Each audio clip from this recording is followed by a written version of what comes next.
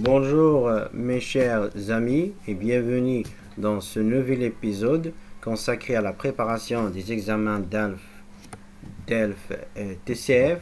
Aujourd'hui, nous allons travailler un monologue de niveau B2 sur un thème très fréquent lors des épreuves de production orale et le bonheur. Je vous invite d'abord à écouter attentivement le monologue jusqu'à la fin et essayer d'identifier les idées principales, les arguments ainsi que les expressions utilisées. Ensuite, nous analyserons ensemble le vocabulaire le plus important afin que vous puissiez le réutiliser naturellement dans vos propres productions orales. Commençons sans plus attendre. Le bonheur. Bonjour à toutes et à tous. Aujourd'hui, j'aimerais aborder le thème du bonheur. Une notion universelle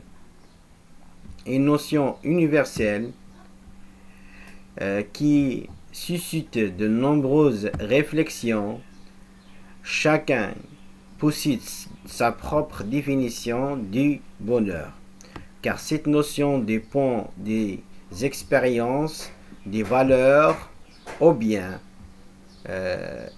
et des attentes de chacun. À mon avis, le bonheur ne se résume ni à la richesse ni au succès professionnel. Bien que ces éléments puissent améliorer notre qualité de vie, ils ne garantissent pas une satisfaction durable et le véritable bonheur provient souvent de notre état d'esprit et de notre capacité à apprécier les choses simples du quotidien. Certaines personnes considèrent que réussir sa carrière ou accumuler des biens matériels est indispensable pour être heureux. Pourtant, de nombreuses études montrent que les relations humaines, la santé et le sentiment d'être utile jouent un rôle encore plus important dans notre bien-être. En ce qui me concerne, je pense que le bonheur se construit progressivement, passer du temps avec sa famille, atteindre un objectif personnel, apprendre de nouvelles compétences et simplement profiter, bien sûr, d'un moment de calme peut procurer une profonde satisfaction. Il est également essentiel de savoir exprimer sa gratitude plutôt que de se comparer sans cesse aux autres. Cependant, notre société moderne encourage souvent une recherche permanente de performance et de réussite. Cette pression peut provoquer du stress, de l'anxiété et parfois même un sentiment d'insatisfaction. C'est pourquoi il me semble indispensable de trouver un équilibre entre les ambitions personnelles, la vie professionnelle et la vie privée. Pour conclure, je dirais que le bonheur n'est pas une destination, mais un chemin que chacun construit à sa manière. Selon moi, être heureux signifie vivre en accord avec ses valeurs, entretenir des relations sincères et savoir apprécier les petits moments qui rendent la vie plus belle. Je suis convaincu que le véritable bonheur dépend davantage de notre façon de percevoir le monde que ce que nous possédons. Merci de votre attention. Avant de poursuivre,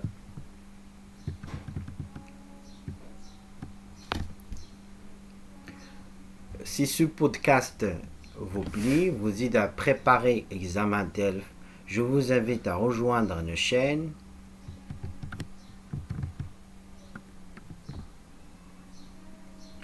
Merci beaucoup pour votre soutien. Continuons maintenant avec l'analyse des vocabulaires. Maintenant, passons à l'étape 2, l'analyse du vocabulaire. Donc, commençons toujours par le mot une notion. Donc, une notion, c'est une idée générale ou un concept. Vous pouvez également utiliser les synonymes une idée ou bien un concept. Le deuxième mot, le plus important est le verbe susciter qui signifie provoquer ou bien faire naître ou élever un sentiment ou bien une émotion ou un intérêt. Par exemple, un sujet peut susciter la curiosité ou susciter un débat. Nous rencontrons ensuite l'expression se résumer à, qui signifie être limité à une seule chose. Allahu Akbar. Lorsque je dis le bonheur ne se résume pas à la richesse, cela veut dire que l'argent n'est pas le seul élément qui rend heureux.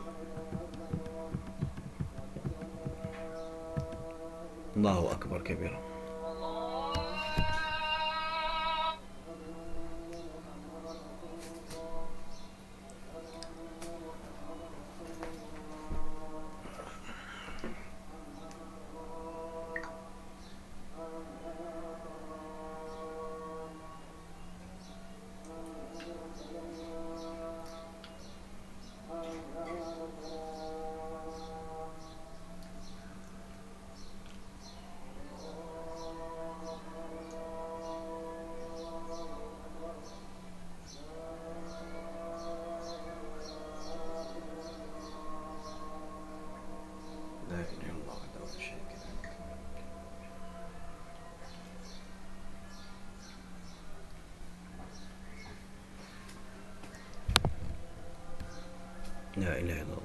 Le verbe apprécier ou l'adjectif durable désigne quelque chose qui dure longtemps. Les synonymes sont permanents et stables, tandis que les antonymes sont temporaires et hémifères. Le verbe apprécier signifie reconnaître la valeur de quelque chose. En profiter pleinement, selon le contexte, vous pouvez aussi employer les verbes savourer ou bien estimer. Le verbe accumuler. Donc accumuler veut dire rassembler, amasser une grande quantité de quelque chose. On peut accumuler de l'expérience, on peut accumuler des connaissances, on peut accumuler de l'argent. Sans connaître, son contraire est généralement perdre ou bien dépenser. Dépenser l'argent ou bien perdre l'argent. Continuons. Le mot indispensable. Indispensable est très utile dans les examens. Elle signifie une chose est absolument nécessaire. C'est-à-dire, il est absolument importante. Donc, essentiel et nécessaire tandis que son antonyme est inutile. Le verbe précouru. Précorer signifie donner, apporter ou offrir plutôt. Par exemple, le sport peut précourir du plaisir.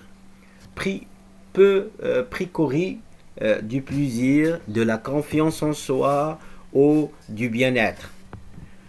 Le nom la gratitude. La gratitude signifie le sentiment de reconnaissance envers une personne ou envers la vie.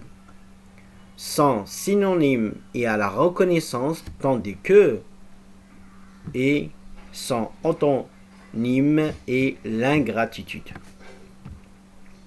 L'expression sans cesse, qui signifie continue ou constamment, vous pouvez dire en permanence, c'est-à-dire continuellement. Le mot équilibre, qui désigne une situation stable plus importante, entre plusieurs éléments, et son synonyme est dit harmonie, harmonie en équilibre, alors que son antonyme est déséquilibre. Le verbe entretenir signifie maintenir, préserver ou développer quelque chose. On peut entretenir une relation, une amitié ou une bonne habitude. Le dernier verbe est important, c'est percevoir, qui signifie comprendre, interpréter ou voir une situation dans une certaine manière. J'espère alors que cette analyse vous permettra de mieux comprendre ce monologue et surtout de réutiliser le vocabulaire dans vos propres productions orales. Plus vous utiliserez ces mots naturellement, plus votre français sera riche et précis. Merci d'avoir écouté et à très bientôt.